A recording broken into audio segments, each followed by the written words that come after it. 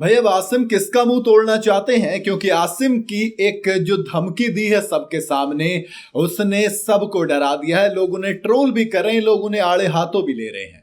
खतरों खिलाड़ी सीजन 14 के कंटेस्टेंट आसिम रियाज का एक ट्वीट इस वक्त चर्चा में है, जिसमें उन्होंने बिना नाम लिए किसी को मारने का इशारा किया है।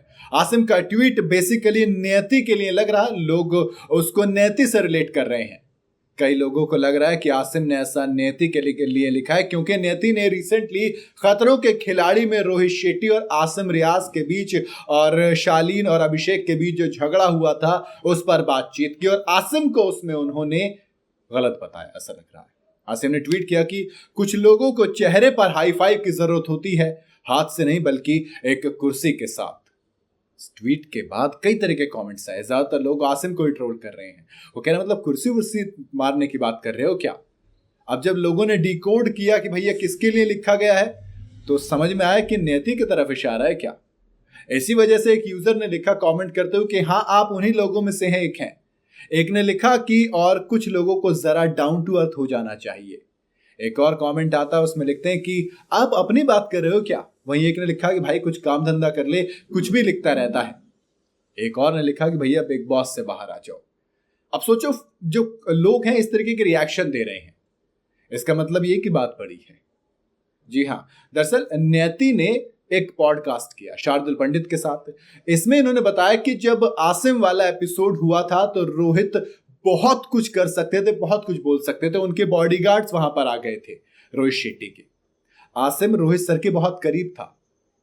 एपिसोड के फाइनल कट में काफी चीजें काट दी गई, वरना आसिम हकीकत में जितना गुस्से में था उतना दिखाया नहीं गया। अगर पूरा एपिसोड आ जाता तो बहुत बड़ा बवाल कट सकता था। आप याद कीजिए खतरों खिलाड़ी सीजन 14 का पहला एपिसोड, उसके अंदर लड़ाई हो गई थी किसमें? आसिम में, अभिषेक में, शालीन में।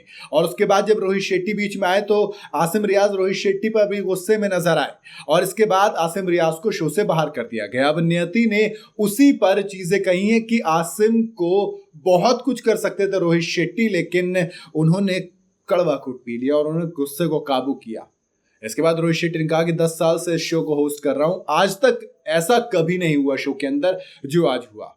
देखो रोहित शेट्टी के साथ जो वाकई में गलत था, लेकिन अभिषेक और शालीन के साथ जो आसिम ने किया मेरे हिसाब से वो गलत नहीं था, क्योंकि आसिम को उकसाया जा रहा था जिसकी वजह से आसिम का गुस्सा भड़का। और यही चीज कश्मीर ने भी कही। कश्मीर ने खुद कहा कि यार देखो आसिम के साथ मैं रहा हूं, आसिम को मैं जितना जानता हूं मुझे नहीं लगता उसने अगर गुस्सा किया तो उसके पीछे कोई ना कोई वजह रही होगी। ऐसे ही कोई कुछ नहीं होता है, हर चीज के पीछे कुछ वजह होती है।